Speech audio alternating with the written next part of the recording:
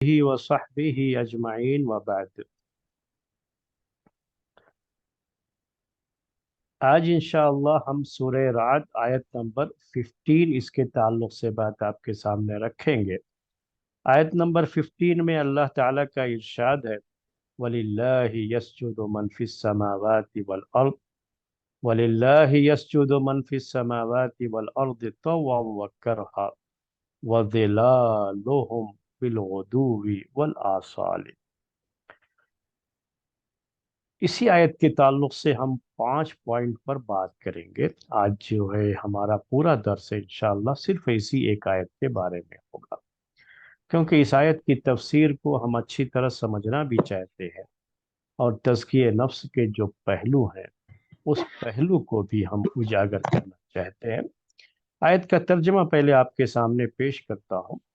वलिल्लाहि यस्जुदु मन फिस समावाति वल अर्दि तव्वन व करहा, कि अल्लाह ही के लिए सजदा करती हैं वो तमाम मखलूक़ात जो आसमानों में हैं और जो ज़मीन में हैं, खुशी से या नाखुशी से। वज़िलालुहुम, और उनके साए भी सजदा करते हैं, बिलगुदुव्वि वल आसाली, सुबह के वक्त और शाम के वक्त। ये इस आयत का तर्जमा है और इसी आयत की तफसीर आज आपके सामने पेश होगी। सबसे पहले हम इस आयत को इसके पहले वाली आयत के साथ जोड़ते हैं। तो पहले वाली आयत जो थी, और वहीं से हमने आपसे कहा था कि तौहीद उलूहियत का बयान शुरू हुआ है। उसके पहले इस सूरे में तौहीद रुबूबियत का बयान था और तौहीद उलूहियत का बयान पिछले दर्स में आयत नंबर 14 जो हमने उसकी तफसीर पढ़ी उसमें ये बात आपके सामने आई कि उसमें दुआ की बात थी और दुआ का जिक्र आया था। दुआ भी इबादत की किस्मों में से एक किस्म है और ये दुआ सिर्फ अल्लाह ताला ही से होनी चाहिए, किसी और से दुआ नहीं कर सकते, उसका जिक्र था। तो वो दुआ की बात मैं आयत पढ़ के तर्जमा भी कर देता हूँ, तफसीर तो नहीं, तफसीर तो हमने पिछले हफ्ते आपके सामने वो पेश की थी कि लहू दावतुल हक़, उसी को पुकारना हक है, यानी एक अल्लाह को पुकारना, उससे दुआएं करना, उससे मिन्नतें मानना और उसके हुक्म के मुताबिक चलना, यही क्या है, हक है। और जो लोग भी वल्लदीन यदऊन मिन दूनिही, और वो तमाम जिनको ये लोग पुकारते हैं, वो इनकी बातों का, इनकी पुकार का जवाब नहीं देते, वो इनकी बातें नहीं सुनते, इनकी बिगड़ी नहीं बना सकते। उनकी मिसाल ऐसी है जैसे कोई आदमी अपनी दोनों हथेलियों को खुला रख करके पानी कोई उसके उस पर डाले तो पानी उस पर ठहर नहीं सकता, वो पानी कभी उसके मुंह तक पहुंच नहीं सकता। ऐसे ही ये दुआएं जो गैरुल्लाह से की जाती हैं कभी भी अपने मकसद तक नहीं पहुंच सकती। तो वो बयान था जो इससे पहले वाली आयत में था। अब क्या है, सजदे का बयान है। याद रख लीजिए कि ये सजदा, पहले ये बात नोट कर लीजिए कि ये सजदा इबादत की सबसे जो है अहम, सबसे इम्पोर्टेंट शक्ल जो है इबादत की, जिसमें इबादत का माना पूरे तरीके से पाया जाता है, वो सजदे की कैफियत है। इबादत का माना हमने आपसे कहा था, अरबी में अल इबादत तो कहा जाता है अतजल्लुल वल खुदू, अपने आप को दूसरे के सामने झुका देना, उसके ताबे कर देना, उसके सामने अपने आप को जलील करके पेश कर देना कि तू हाकिम है, मैं तेरा बंदा हूं, तेरा गुलाम, तेरे हुक्म का के ताबे हूं, जो तू हुक्म दे दे उसे मैं जो है अंजाम दूंगा। तो ये जो अब्दियत, इसी को अब्दियत कहा जाता है। तो ये अब्दियत होनी चाहिए मखलूक़ात में, और माबूद अल्लाह ताला है, اس کے حکم وہ اسی کے حکم کے تابع ہے یہ پوری مخلوقات.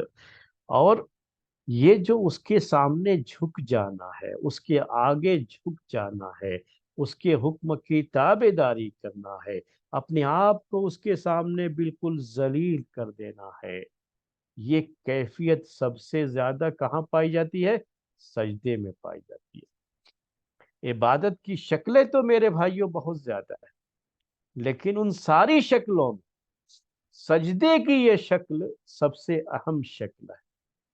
اسی لیے اللہ تبارک و تعالی اپنے بندے کو اس وقت سب سے زیادہ محبوب رکھتا ہے جب یہ بندہ سجدے کی حالت میں اپنے رب کے لیے، کسی اور کے لیے نہیں، اپنے رب کے لیے سجدے کی حالت میں ہوتا ہے، تو اللہ تعالیٰ کو یہ بندہ بڑا محبوب ہوتا ہے، کیونکہ اس نے عبدیت کے تقاضے کو پورا کر دیا ہے.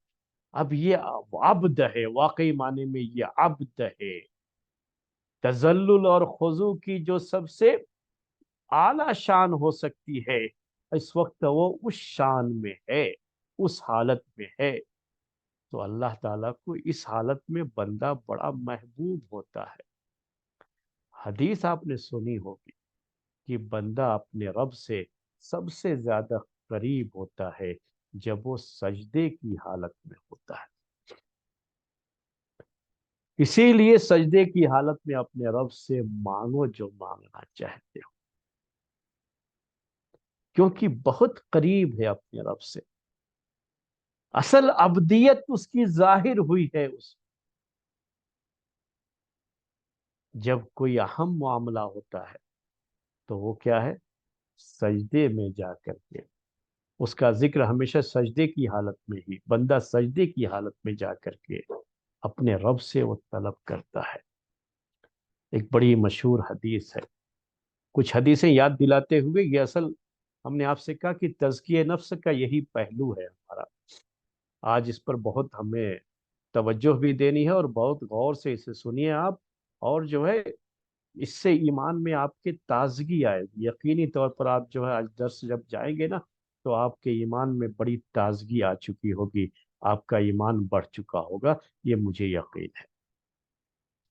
تو کیا ہے حدیث میں یہ بات آتی ہے، وہ حدیث جس میں اللہ کے رسول صلی اللہ علیہ وسلم کی شفاعت عظمیٰ کا ذکر ہے، بڑی شفاعت آپ جو امت کے لیے ہوگی، جو انسانوں کے لیے ہوگی، اللہ تبارک و تعالی حساب و کتاب شروع کر دے اس کے لیے ہوگی.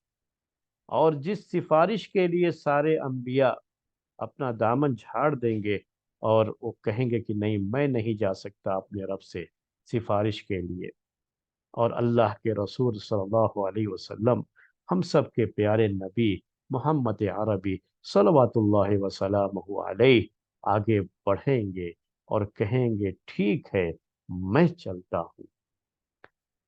اور جائیں گے تو جا کر کے اپنے رب سے ایسے نہیں کہیں گے کہ اے میرے رب دیکھو میری قوم جو ہے بڑی پریشان ہے، یہ پورے انسان کتنے پریشان ہیں، حساب و کتاب آپ جو ہے شروع فرما دیجئے. ایسے نہیں کہیں گے، ایسا نہیں ہے. حدیث میں، حدیث میں کیا آتا ہے کہ اللہ کے رسول صلی اللہ علیہ وسلم کہتے ہیں کہ میں جا کر کے سجدے میں گر پڑوں گا.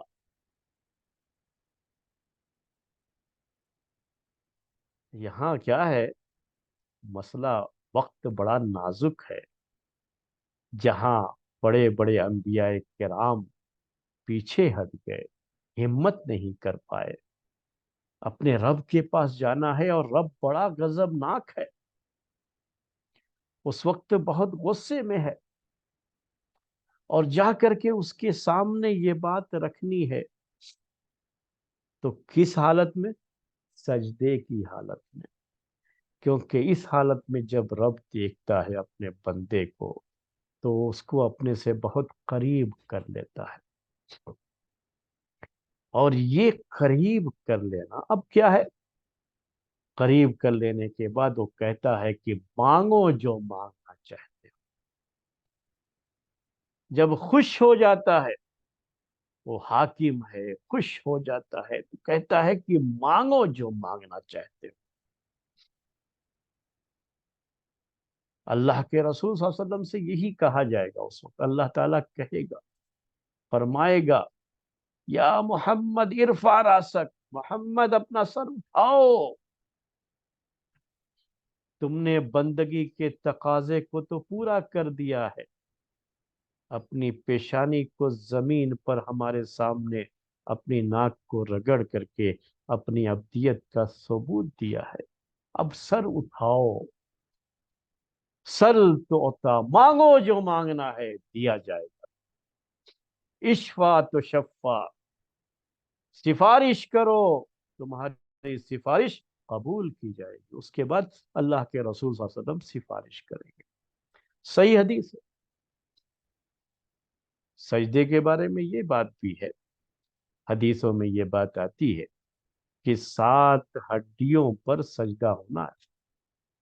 دونوں ہاتھ نیچے رہیں گے، زمین سے لگنا ہے، یہ دونوں گھٹنے زمین سے لگیں گے، دونوں پیر زمین سے لگیں گے، اور 7ویں میں اس دونوں کو شامل کیا گیا ہے اور ناک کی طرف خاص طریقے سے اشارہ کیا گیا ہے کہ ناک اور یہ پیشانی اسے لگنا ہے زمین پر. یاد رکھ دینا میرے بھائی،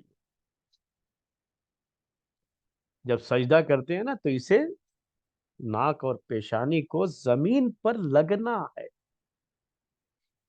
زمین پر لگنا ہے. یہ نہیں کہ پیشانی، فقہا کا تھوڑا بہت اختلاف جو مسئلے میں ہے، میں وہ جو ہے آپ کو یہ کرنا چاہ رہا ہوں کہ تھوڑا اشارہ کرنا چاہ رہا ہوں کہ جیسے یہ کہ صرف پیشانی لگ گئی، صرف ناک لگ گئی، نہیں، پیشانی اور ناک دونوں کو زمین پر لگاؤ. یہ کیا ہے؟ یہ انسان نے اپنے آپ کو حد درجہ اپنے رب کے سامنے اپنی ابدیت کو ظاہر کرتے ہوئے اپنے رب کے سامنے وہ جھک گیا ہے. اور یہ جھکنے کی آخری جو ہے بالکل منزل ہے، آخری حد ہے کہ زمین سے ناک کو، پیشانی کو رگڑ دیا اس نے. اردو میں ایک محاورہ ہے، اسی کو سمجھنے کے لیے میں وہ محاورہ آپ کو یاد دلاتا ہوں. اردو کا محاورہ کہتے ہیں، آ کر کے میرے سامنے ناک رگڑو، تب بھی نہیں. آپ نے دیکھا ہوگا یہ بہت اس طرح کی چیزیں، اس طرح کے مناظر آپ نے دیکھے ہوں گے کہ جب کوئی شخص یہ کرنا چاہتا ہے کہ بھائی آپ ہمارے لیے بہت کچھ ہیں، میں انسانوں کی بات کر رہا ہوں، اور میری عزت اس وقت آپ کے ہاتھ میں ہے، میں آپ کے سامنے کچھ نہیں ہوں، وہ اپنی ناک جو ہے اس کے سامنے زمین پر رکھ دیتا ہے، اس کے پیر پر رکھ دیتا ہے. یہ انسان اپنی ذلت کو ظاہر کرنے کے لیے سب سے زیادہ جو اس کے پاس جو سب سے اہم چیز ہوتی ہے وہ یہی ہے کہ اس نے ناک اور پیشانی کو زمین پر لگا دیا. لیکن یہ صرف انسان کو اپنے رب کے سامنے کرنا ہے. یہ اس کی ذلت، ذلیل ہونا اس کو کہتے ہیں نا اردو میں جو ہے. تو اصل میں یہ عربی کا جو ذلیل لفظ ہے نا، وہ اردو کے ذلیل لفظ کے معنی سے ذرا فرق ہے. اردو کا جو ذلیل ہے نا، یہ غلط معنی میں استعمال ہوا ہے. عربی کا جو ذلیل لفظ ہے اس کا مطلب کیا ہوتا ہے کہ اس نے اپنے آپ کو سامنے والے جو اس کے سامنے ہے اس کے آگے بالکل جھکا دیا،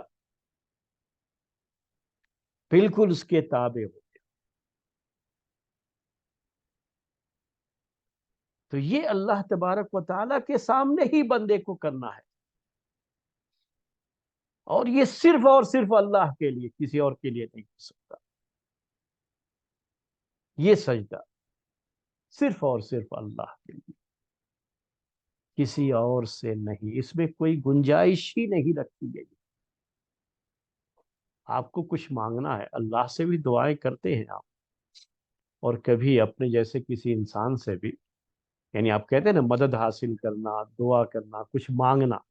ایک اردو میں دعا جو ہے وہ تو صرف اللہ تعالیٰ کی طرف سے، اسی کو اردو والے دعا کہتے ہیں، لیکن عربی میں دعا کا لفظ اس سے بھی زیادہ عام معنی میں استعمال ہوتا ہے.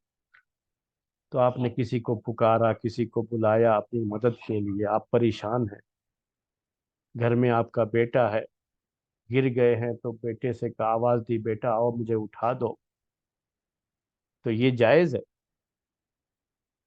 یہ استعانہ ہے لیکن یہ جائز ہے، صرف اللہ تعالیٰ کے ساتھ خاص نہیں ہے۔ اللہ تعالیٰ کے ساتھ صرف خاص کب ہے یہ؟ کہ ایسی چیز جس پر اللہ قادر ہے دوسرا نہیں کر سکتا، اگر وہ جو ہے آپ کسی اور سے مدد طلب کریں گے تو وہ شرک ہو جاتا ہے، وہ عبادت ہے اور وہ شرک ہو جائے گا اس وقت۔ اسی طریقے سے کوئی ایسی چیز جو انسان کر سکتا ہے لیکن وہ آپ کے سامنے نہیں ہے، وہ شخص، یہ انسان اسی وقت کر سکتا ہے جب وہ اس چیز اس کے سامنے، جب انسان اس کے سامنے ہو تبھی وہ اس کو پکار سکتا ہے۔ اور دوسری بات کیا ہے کہ اس کی طاقت میں ہو اس کی مدد کرنے کا، تبھی وہ کر سکتا ہے، نہیں تو نہیں کر سکتا ہو۔ تو جو سامنے آپ کے نہیں ہے اس کو آپ پکاریں گے تو وہ بھی شرک ہے، اللہ تعالیٰ کے علاوہ پھر کسی کو نہیں پکارا جا سکتا اس میں۔ اور اسی طریقے سے مدد کا معاملہ بھی ہے، لیکن جب سامنے ہے آپ کے اور وہ مدد کر بھی سکتا ہے، آپ کو ایک گلاس پانی چاہیے، آپ سنتے رہتے ہیں کہ جب مجھے پانی کی ضرورت ہوتی ہے تو میں اپنے بچے کو آواز دیتا ہوں کہ میرے لیے ذرا پانی لے کر کے آ جاؤ، چائے لے کر کے آ جاؤ، وہ پانی لا سکتا ہے، وہ چائے لا سکتا ہے، میں مدد طلب کر رہا ہوں اس سے، تو یہ شرک نہیں ہے، یہ کر سکتا ہوں، یہ جائز ہے، یہ گنجائش ہے اس میں، لیکن سجدے میں نہیں گنجائش ہے۔ اس میں کوئی بھی سجدہ، یعنی کوئی شخص یہ کہہ رہے میں عبادت تو نہیں کر رہا ہوں بلکہ صرف آپ کی تعظیم میں یہ کر رہا ہوں، بڑے آدمی کے سامنے گئے تو بڑا جھک کر کے فرشی سلام کہتے ہیں اس کو، جو حیدرآبادیوں کے لیے بڑا مشہور تھا کسی زمانے میں، نوابوں کے سامنے، یا بادشاہ سلامت جو ہے مغلوں کے دور کی جو ہے وہ چیزیں اگر آپ کو یاد ہوں تو جو ہے وہ چیزیں ہوا کرتی تھی، جو جا کر کے تو کہتے تھے ہم ان کی تعظیم کے لیے کرتے ہیں، عبادت نہیں، یہ تعظیم کا سجدہ ہے، ایسا ہے احترام کا سجدہ ہے، یہاں ایسی کوئی گنجائش نہیں رکھی گئی ہے۔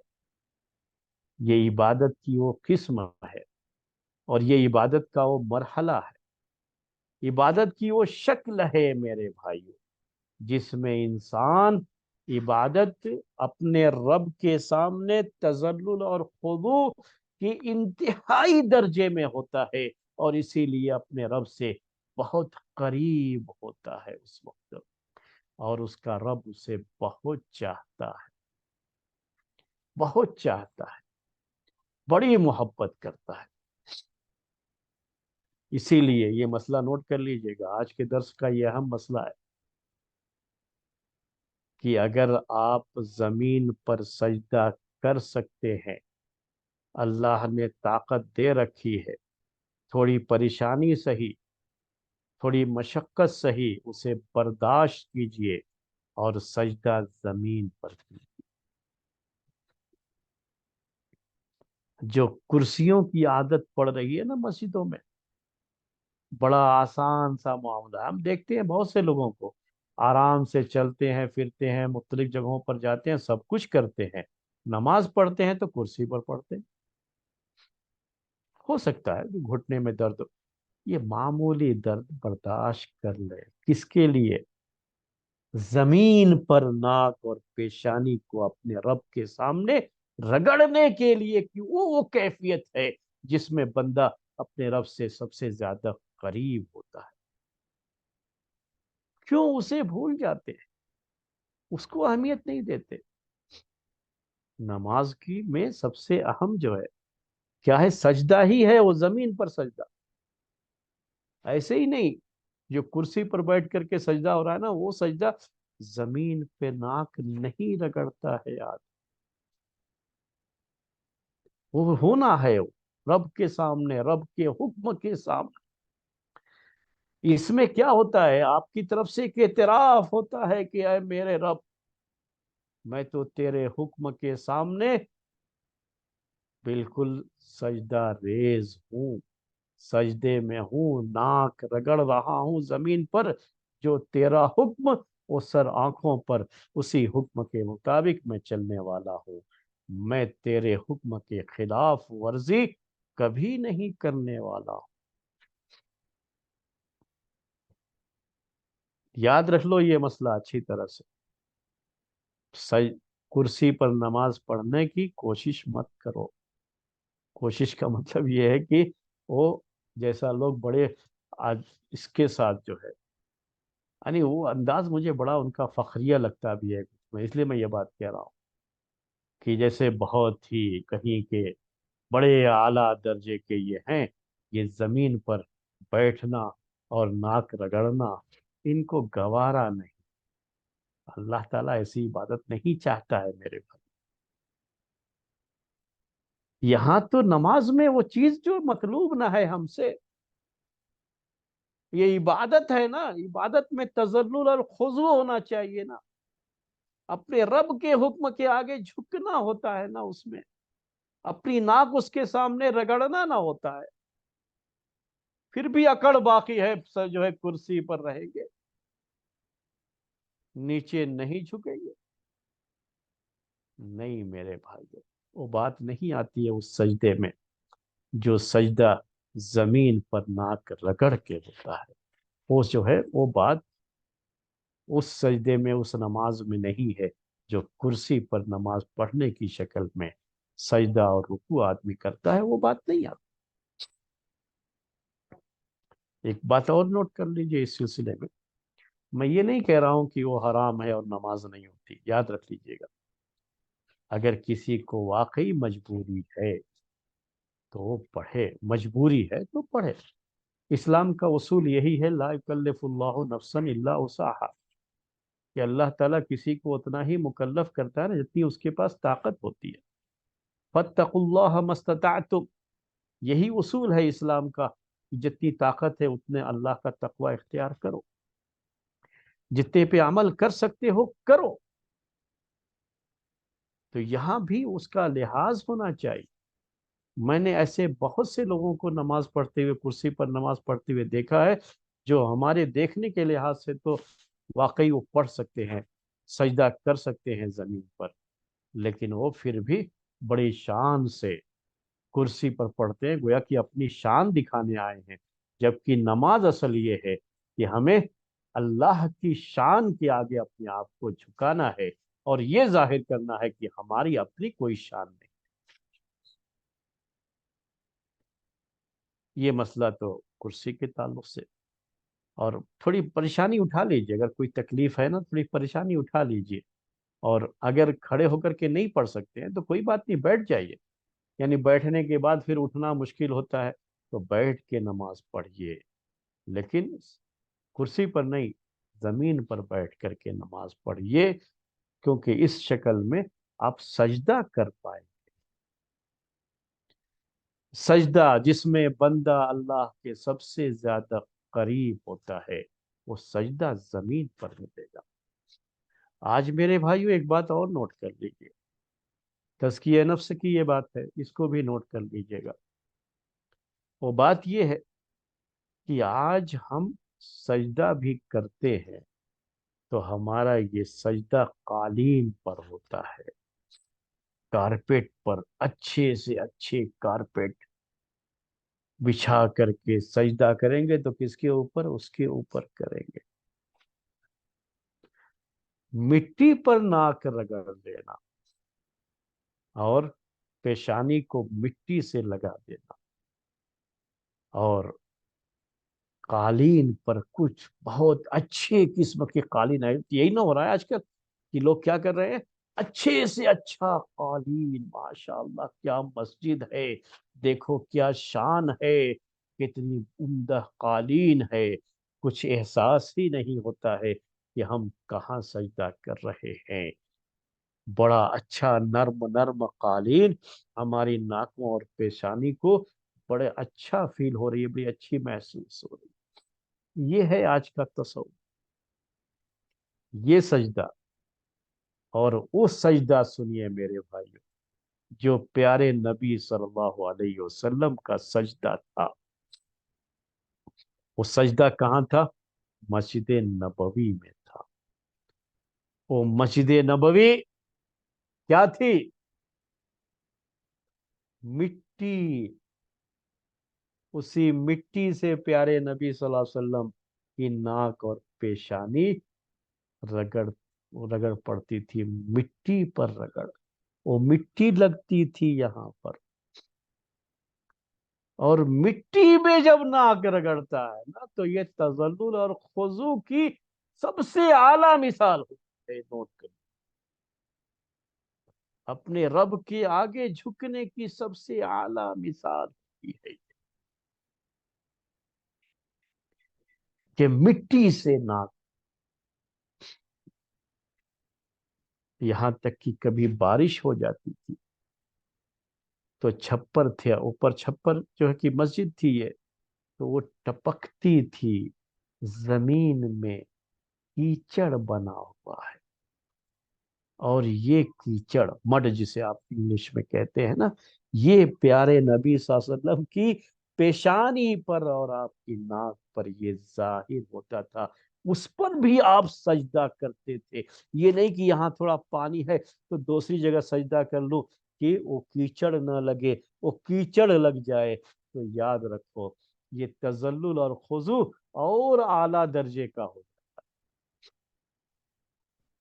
کہ ہم نے اپنے رب کے لیے یہ پیشانی اور یہ ناک زمین سے لگائی، زمین کے کیچڑ میں، کس کے لیے؟ اپنے رب کے لیے۔ کیا ہم میں سے آج کوئی کر پائے گا میرے بھائی؟ کس نے کیا ہے یہ؟ پیارے نبی صلی اللہ علیہ وسلم، جن کی شان، جن کا مقام، جن کا مرتبہ اللہ کے بعد بس وہی ہے۔ بعد از خدا بزرگ تو است، قصہ مختصر فارسی کا ایک شعر کا ایک جو ٹکڑا ہے یہ، ہم تو یہ الفاظ استعمال نہیں کرتے خدا وغیرہ، تو اس کا اردو میں معنی یہ ہے کہ اللہ کے بعد سب سے بڑے آپ ہی ہیں، پیارے نبی صلی اللہ علیہ وسلم، ان کا مقام ہے، مرتبہ ہے، آپ میں سے ہر کوئی جانتا ہے، لیکن اپنی عبدیت کو آپ نے سب سے زیادہ ظاہر کیا ہے، اور انسانوں میں اسی کا مقام سب سے اونچا ہے جس نے اپنی عبدیت کو، اپنے عبد ہونے کو، کہ اللہ میرا معبود ہے، میں اس کا عبد ہوں، عبد ہونے کو جو جتنا زیادہ ظاہر کر دے اپنے عمل سے، اپنی حرکت سے، اتنا ہی وہ اللہ کا محبوب بنتا ہے،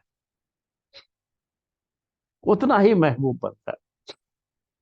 اسی لیے اللہ تبارک و تعالی نے اپنے رسول کے لیے، اپنے حبیب کے لیے، ہمارے پیارے نبی محمد عربی صلی اللہ علیہ وسلم کے لیے اہم مقامات پر عبد کا لفظ استعمال، عبد یعنی یہ میرا بندہ ہے، عبدیت کا کمال ہوتا ہے میرے بھائی کو یہ، کہ یہ پیشانی اور ناک زمین سے رگڑ کھا جائے، قالینوں سے نہیں، زمین سے رگڑ کھا جائے۔ میں یہ نہیں کہہ رہا ہوں کہ اس پر سجدہ کرنا جائز نہیں ہے، یہ مت سمجھیے گا میرے اس بات سے، بلکہ یہ کہنا چاہ رہا ہوں کہ یہ نماز جتنی زیادہ اس میں سادگی رہتی، مسجد کے اندر بھی، مسجد کے فرش سے متعلق بھی، اور اگر ہم زمین پر، فرش پر سجدہ کرتے قالینوں کے بجائے، تو ابدیت کا جو تصور اس میں ہوتا ہے، اور ابدیت کا جو مقام اور مرتبہ اس میں ہے میرے بھائیوں، ان قالینوں پر نہیں ہے۔ اللہ تعالیٰ کے دربار میں کوئی کمی نہیں تھی، وہ اپنے رسول کے لیے آج کی جو ہماری قالینیں ہیں اس سے بہتر قالین بھی فراہم کر سکتا، اس کے دربار میں کمی نہیں، یہ بھی نہیں یہ مت سوچئے گا کہ اس زمانے میں یہ ٹیکنالوجی نہیں تھی اس لیے وہ کہاں سے پاتے جو ہے، اس زمانے میں بھی قیصر و کسریٰ کے پاس جو اس زمانے کی دو سپر پاور تھی، جن کے پاس بڑی دولت بھی تھی، ان کے یہاں سونے چاندی کے برتنوں میں وہ لوگ کھاتے تھے، اور کیا کرتے تھے، ان کے پاس قالین بچھے ہوتے، جب جاتے دربار میں نا ان کے، تو پورے قالین بچھے، اور بڑے عمدہ عمدہ قسم کے قالین۔ تو چیزیں اس زمانے میں تھی میرے بھائی، لیکن پیارے نبی صلی اللہ علیہ وسلم نے کبھی اس کی خواہش نہیں کی۔ آپ نے ہمیشہ عبدیت کے مقام کو اہمیت دی کہ میں اپنے رب کا بندہ ہوں، عبد ہوں، اور اسی عبدیت کے ساتھ، اسی تواضع کے ساتھ رہنا چاہتا ہوں۔ اسی مٹی سے پیدا ہوا ہوں، اسی مٹی میں ناک رگڑ کر کے اپنے رب کے سامنے اپنی عبدیت کو ظاہر کرتا ہوں۔ تو یہ میرے بھائیوں بات تھی سجدے کی۔ میں نے ابھی صرف سجدے کی بات کہی، اب یہ توحید الوہیت، صرف اللہ کے لیے سجدہ۔ اور اللہ تعالیٰ نے کہا کہ آسمان و زمین کی ساری مخلوقات اللہ کے لیے سجدہ کرتی ہیں، اللہ کے لیے سجدہ کرتی ہیں۔ تو وہ بات تو ساری مخلوقات کیسے سجدہ کرتی ہیں کیا ہے وہ ابھی آئے گی اگلے پوائنٹ۔ لیکن پہلے معاملہ کیا تھا، میں نے آپ سے کہا کہ یہ عبادت کی وہ قسم ہے سجدہ جو کہہ لیجئے کہ جس میں عبدیت سب سے زیادہ ظاہر ہو۔ اس لیے جب انسان سجدہ کرتا ہے، انسان سجدہ کرتا ہے تو شیطان کو، ابلیس کو بڑی تکلیف ہوتی ہے، بڑی تکلیف ہوتی ہے جب بھی سجدہ کرتا ہے۔ یہ بھی حدیث ہے، جب اللہ کا بندہ زمین سے ناک رگڑتا ہے نا، پیشانی کو رگڑتا ہے نا، تو کیا ہوتا ہے؟ شیطان کو، ابلیس کو بڑی تکلیف ہوتی ہے، بڑی تکلیف ہوتی ہے، اتنی تکلیف ہوتی ہے اسے، وہ کہتا ہے کہ مجھے سجدے کا جب حکم دیا گیا میں نے نہیں کیا سجدہ، تو آج میرا حال یہ ہے کہ میں اپنے رب کے دربار سے دھتکار دیا گیا ہوں۔ اور یہ انسان ہے، انسان کو سجدے کا حکم دیا گیا، اس نے سجدہ کیا تو سجدہ کر کے اپنے رب کے اتنے قریب ہو گیا۔ برابر جب بھی سجدہ کرتا ہے انسان تو ابلیس کو اس سے بڑی تکلیف ہوتی ہے۔ دشمن کو تو تکلیف پہنچانا چاہیے نا، وہ تو دشمن ہے نا ہمارا، تو کثرت سے سجدہ کرو۔ ایک اور بات پیش کرتا ہوں، حدیث میں وہ بھی آتا ہے، وہ حدیث یہ ہے، حدیث کیا ہے کہ جب انسان نماز میں اس سے کچھ کمی کوتاہی ہو جاتی ہے، غلطی ہو جاتی ہے، سہو ہو جاتا ہے، سہو ہم کہہ لیتے ہیں، وہ لفظ چونکہ اردو میں بھی استعمال کرتے ہیں اور آپ لوگ سنتے رہتے ہیں مسائل میں، اس لیے میں وہی لفظ استعمال کیا، سہو۔ تو کیا حکم دیا اللہ کے رسول صلی اللہ علیہ وسلم نے کہ اس کمی کو پورا کرنے کے لیے آپ 2 سجدے سہو کر لو۔ کیا کرنا ہے آپ کو؟ 2 سجدے سہو کرنا، یعنی 2 سجدے اور جو ہے اپنے رب کے لیے سجدہ کرنے کے لیے کہا گیا۔ چھوٹا تشہد ہے مثلا، شک تھا کہ 3 رکعت پڑھے ہیں کہ 4 رکعت پڑھے ہیں، تو اللہ کے رسول صلی اللہ علیہ وسلم نے کہا اسے چلو جو ہے جو یقین ہے، یعنی 3 رکعت تو یقینی ہے، چوتھے کے بارے میں شبہ ہے تو 3 مان کر کے آپ اپنی نماز کو پوری کر لو، اور اس کے بعد کیا کرو؟ 2 سجدے سہو کر لو، 2 سجدے سہو کر لو۔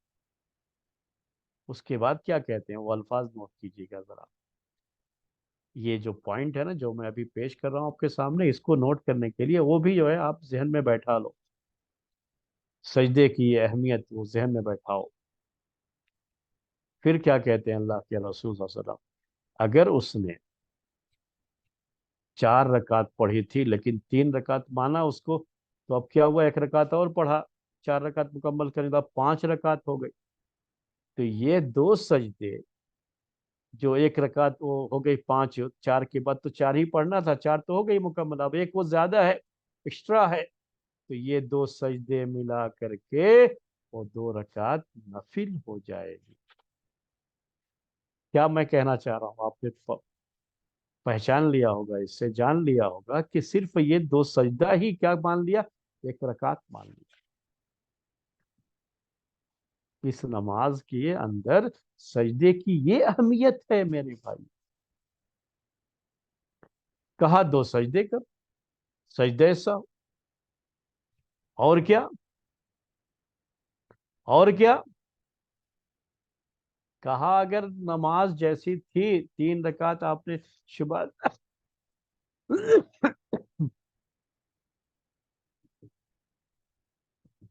اگر شبہ تھا کہ 3 ہے یا 4 ہے اور 3 ہی پڑھا تھا تو ایک اور پڑھا تو نماز تو پوری پڑھی نا 4 رکعت۔ اب یہ 2 سجدے سہو اب کہاں کس کھاتے میں جائے گا؟ 2 سجدے سہو کرنا ہی ہے، تب اس کا اکاؤنٹ کہاں؟ کس اکاؤنٹ میں جانا ہے؟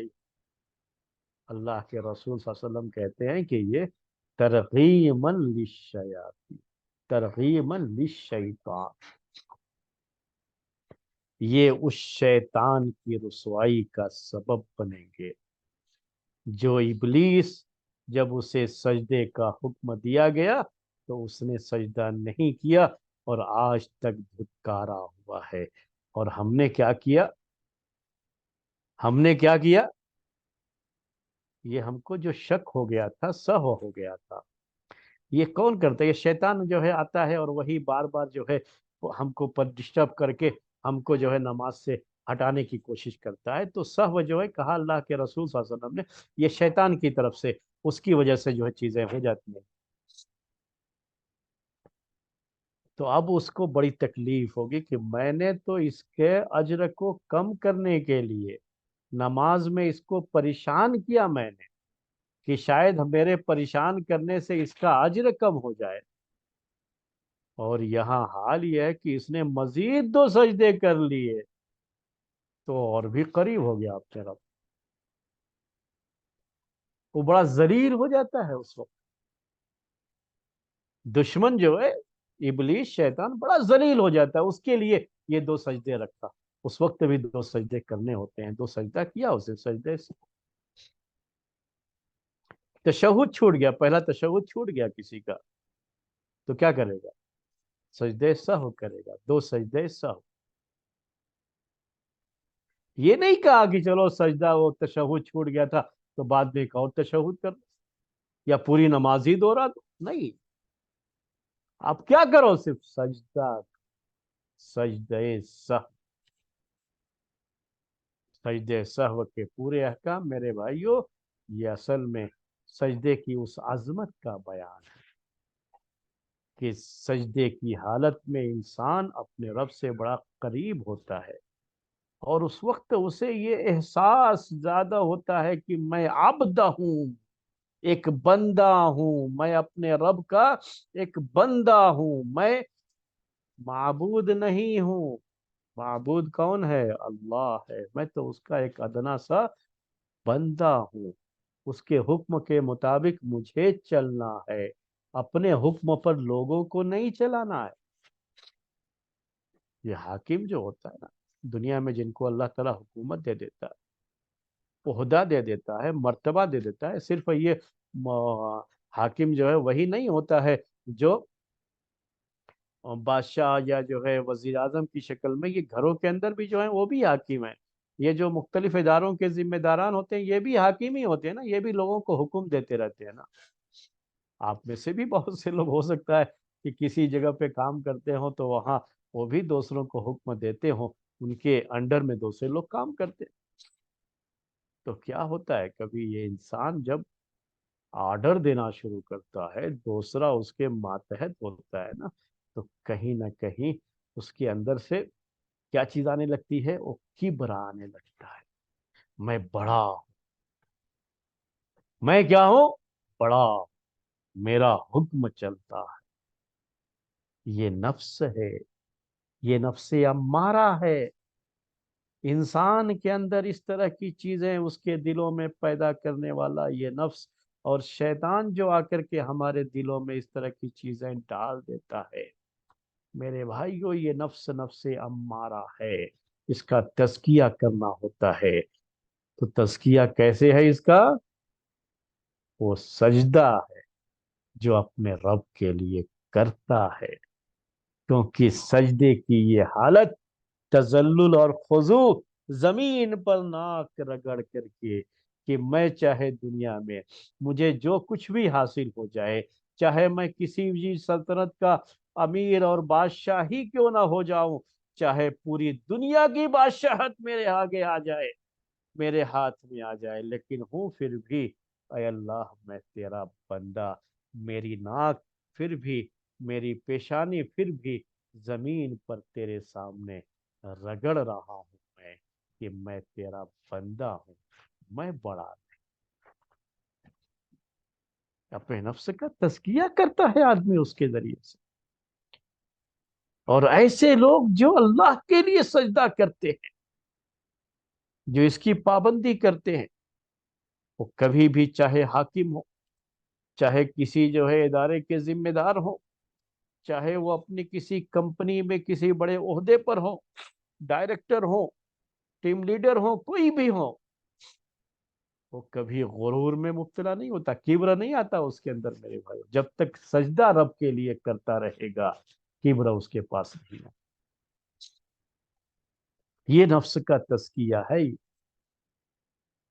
نوٹ کرو، یہ نفس کا تزکیہ ہے، یہ اس نفس امارہ کا تزکیہ ہے، یہ جو نفس امارہ انسان کے اندر اس طرح کی صفت کو ابھارتا ہے۔